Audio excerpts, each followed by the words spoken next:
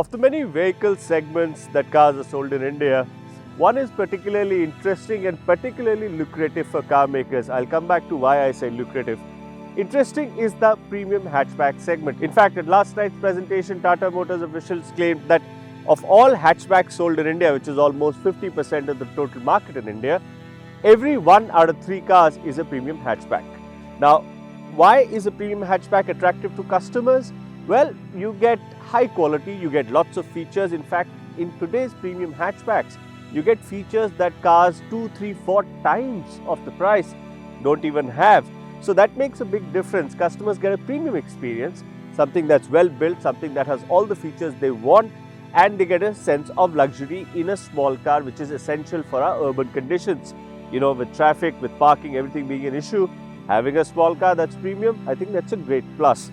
For car makers, it's lucrative because they can afford to sell a premium car. It helps their brand, and I'm sure it helps their margins too. So, naturally, Tata Motors is now aiming for this segment. And what we are driving today here is the Tata Altroz. This is a sub 4 meter premium hatchback that's looking to compete with the Hyundai i20. We're in really nice weather in Jaisalmer. You can see blue skies, lovely sunrise, and over the course of the next few minutes, I'm going to tell you what the Altroz is like and what hopefully the market holds for it.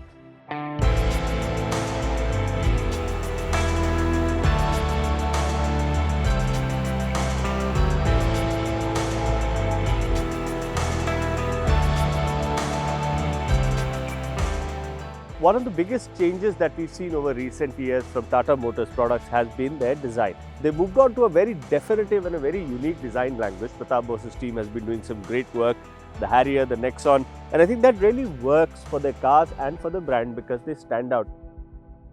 If you look at any of the Tata cars on the road, you notice them, and I think that's half the work done, because if you're in public memory, if you're in the customer's mindset, that's half the battle won. The Altroz is no different. It has some very striking design themes. It's a very unique looking product, and I'm going to come to them. I'm going to, over the next few minutes, try and explain all of them. The one biggest theme that you'll see all over is this black plastic, sort of black, piano black finish that is all over the car. So I quite like how the tail lights are done, the smoked effect. They look very well integrated with this black plastic. The badging is quite nice. And I would say that the rear is of course an angle that we haven't seen on other hatchbacks. Similarly, another thing I like, it's wide platform. It sits really well, and I think the stance of the car works quite well. 16-inch wheels, 195/55 size tires. It looks quite balanced. It doesn't look like it's under tired or it's on really spindly tires or it's too high. I mean, the ratio is very, very good.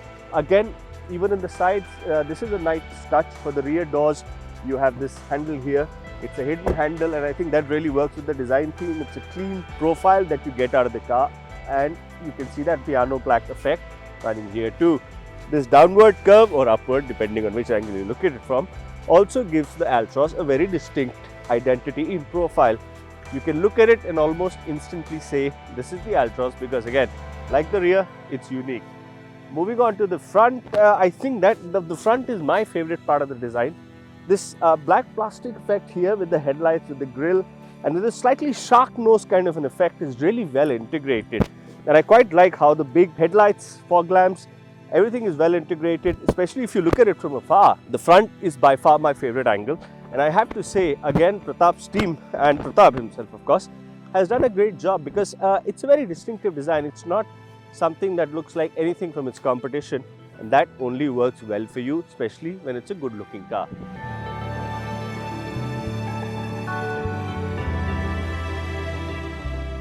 Since it's a brand new product, of course, the interior design of the Tata Altroz is also brand new. And some of the aspects of the car vis-a-vis interior design are quite good. For instance, all 4 doors of the car open 90 degrees wide, which means ingress and egress, getting in and getting out of the car, is very easy.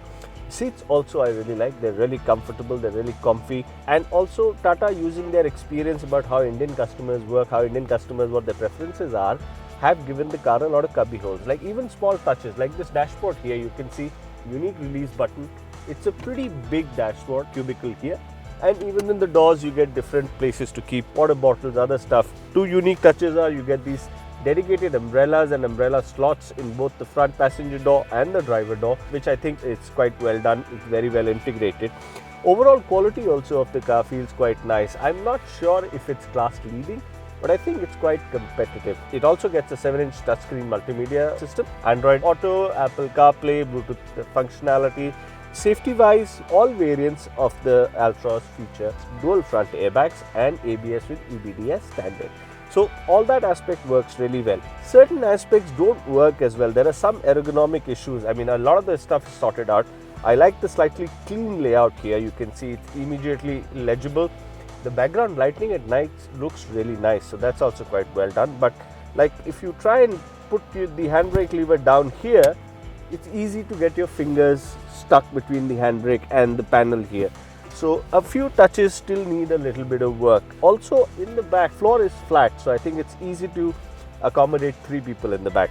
But overall, given the equipment levels, nice multimedia system that works well, the sound system sounds really good, and a dedicated focus on safety. In fact, Tata says that the new platform, the Alpha platform that the Altroz is based on, will pass all safety tests like the Nexon has.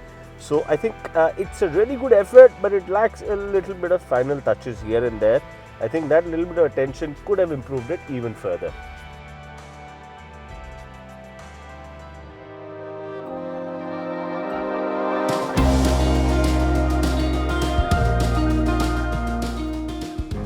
Of course, one of the biggest things with any product, despite the design, the interior, the features, is how it drives.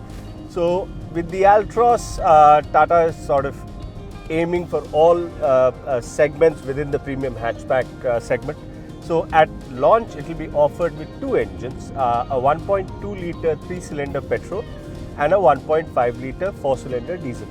Now we're driving the 1.2 litre 3-cylinder petrol, and it produces about 86 PS and 113 Nm of torque. And honestly, I think it needs a little more oomph. I think the turbo 1.2 petrol engine might have been slightly better. I mean, current conditions where it's flat roads, really nice tarmac, I don't feel any as such lack of power, but I think with 5 people and full load on board, this car will need a little bit more power in the petrol version. Now both engines come with 5-speed manual transmissions. I don't think at launch Tata will have an automatic version, and I'll come to that later. The good facts about the Altroz, both in the diesel and the petrol version, is that the ride is very sorted.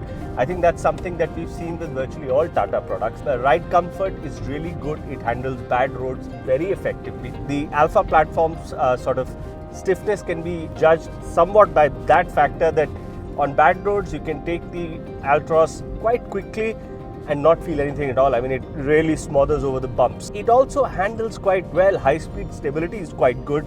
The steering turn is sharp. There's not that much feel. So I think that's a little bit of an issue for me. Like also other Tata products, it has 2 drive modes. It has City and Eco.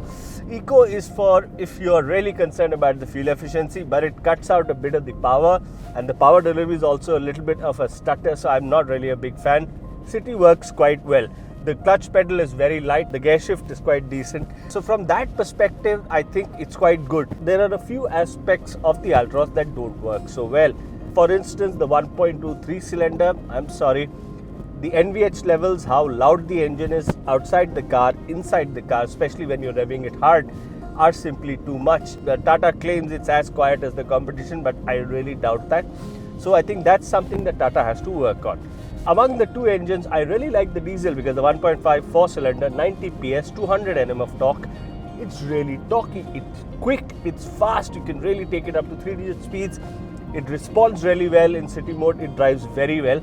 Again, the NVH is a problem. There's too much sort of engine noise seeping into the car. So if there are positives about the Altroz, like the space, the seat comfort, the design, the ride quality, the steering, sort of the handling, the high-speed stability, there are also some areas that they need to work on. Like I said about the handbrake and your fingers getting stuck between the panel and the handbrake, the NVH, and especially the 1.2 3-cylinder petrol NVH is quite high. I don't think it will be acceptable in these current terms. So I think, in my opinion, the Tata Altroz is a really well-rounded product.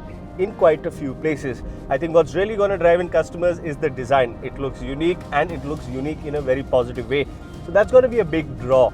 But the refinement is something that Tata needs to take care of on both engines. Plus other small inanities, stuff like the fact that, in my opinion, they should be offering both manual and automatic transmissions right at launch, because as we are seeing, as urban congestion is going up, as traffic is going up, as the number of vehicles in the road is going up, in urban areas, a lot of people, a significant amount of people are now preferring automatics. So not offering that at launch, I don't think that's a good move.